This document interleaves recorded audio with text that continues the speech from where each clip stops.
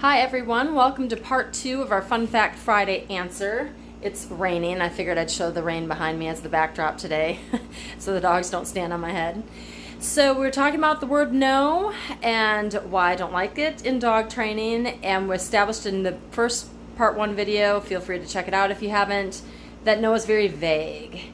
The other reason I don't like no is usually when we say no as a human, like we talked about in that video, we know what we're specifically talking about, but the dog maybe has no clue.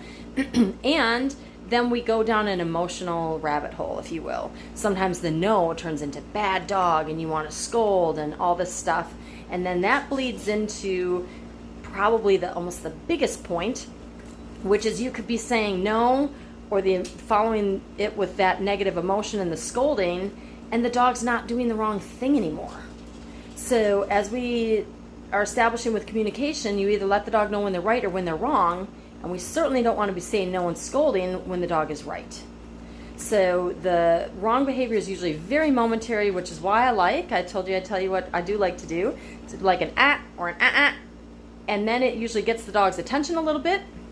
And then the biggest thing is to redirect your dog.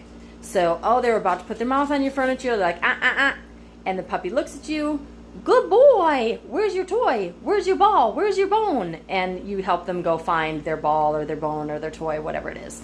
If the dog jumping, same thing, you can do the little preemptive. If the dog's coming in, looks like they're going to launch on you, you can be like, and then what are you going to do? You're going to help them, which is in our no jumping program, if you want to sign up for that. How to help them, how to help prevent them, how to, and how to mark when they're correct instead of waiting until they're incorrect. So I like the negative marker much more than the no, and I feel like it's just better, cleaner communication.